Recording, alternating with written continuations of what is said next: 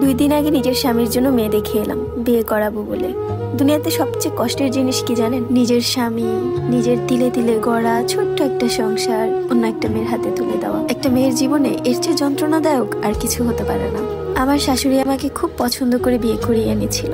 তার একমাত্র ছেলের বউ আমি। পরিপূর্ণ থাকতে হবে, যেমন গায়ের রং, তেমন চুল, তেমন সবকিছু দিক দিয়ে পারফেক্ট হতে হবে। তার কাছে নাকি আমাকে একদম পারফেক্ট মনে হয়েছে, তাই তো আমি তার ছেলের বউ হতে পারলাম। লোকে ঠিকই বলে অতিরিক্ত সুখ অভাগীর কপালে টিকে না বেশি দিন। ছোট থেকে মা বাবা ছাড়া বড় হওয়া মেয়ে আমি। মামার বাড়িতে এতিমের মতো বড় হই।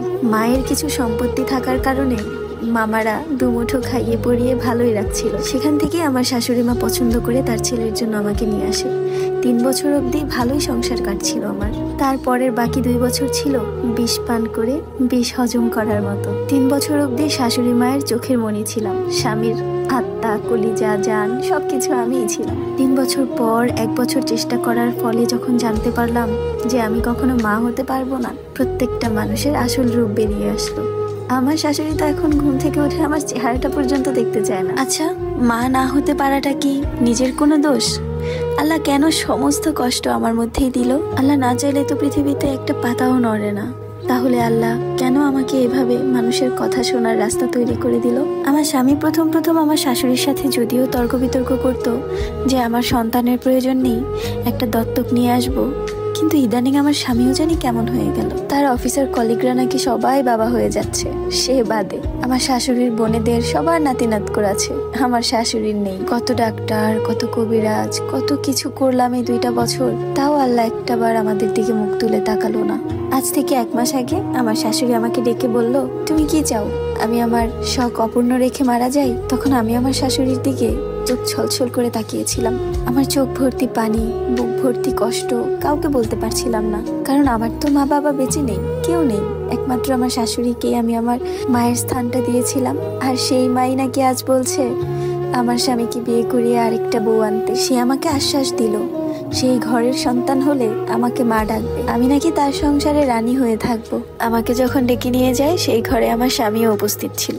আমার শাশুড়ির কথাগুলো আমার কান দিয়ে ঢুকছিল, কিন্তু আমার চোখগুলো ফ্যাল ফ্যাল করে তাকিয়েছিল আমার স্বামীর দিকে। চোখ ভর্তি অনেকগুলো আশা ছিল। ভেবেছিলাম আমার স্বামী বলবে না, বিয়ে করব না, কিন্তু আমার সেই আশাকে ভুল ধারণা প্রমাণ করে সে চুপ করে বসে রইল। বুঝতে আর বাকি রইল না যে আমার স্বামী বিয়ে করতে রাজি। সেদিন না আমার বুকে অনেক বড় একটা পাথর বোঝাই হলো।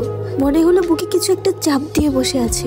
হ্যাঁ না, কোনো কিছু বলতে পারছিলাম না। শুধুমাত্র আমার প্রিয় মানুষটার দিকে তাকিয়েছিলাম, যার সাথে আমার 5টা বছরের সংসার। ঠিক তখনই ওই বাড়িটাতে আমার নিজেকে নিজের মনে হলো আমি একটা পর মানুষ, আগাছা একটা। তাদের কাউকে আমার আর আপন মনে হলো না। চুপচাপ নিজের রুমে চলে আসলাম, কারণ আমি জানি এখানে যদি আমি না বলি তারপরেও আমার কথা কেউ শুনবে না। ওরা তো শুধুমাত্র একটু ফর্মালিটিস পালন করলো, যে প্রথম বউকে জানিয়ে বিয়ে করার যে ফর্মালিটিসটা। নিজের রুমে এসে শুয়ে পড়লাম। 1.5 ঘন্টা পর আমার স্বামী ঘরে এলো। এসে আমাকে বোঝানোর চেষ্টা করলো। বলল, দেখো, আমি যদি কাউকে বিয়েও করি, তার ঘরে একটা সন্তান আসা মাত্র তাকে আমি আর তার কাছে যাব না। এই ঘরে তুমি আর আমিই থাকবো। আর আমাদের যে নতুন মেহমান আসবে সেই নতুন মেহমান। এখন কি করব বলো? তোমার পেটে তো আর আমার বাচ্চাটা আসার সম্ভাবনা নেই। সে যখন কথাগুলো বলছিল আমি নির্বিকার ভঙ্গিতে তার দিকে তাকিয়েছিলাম। আমার মুখ দিয়ে একটু শব্দও বের হচ্ছিল না। বুক ফেটে চিৎকার করতে ইচ্ছে করছিল আর বলতে ইচ্ছে করছিল,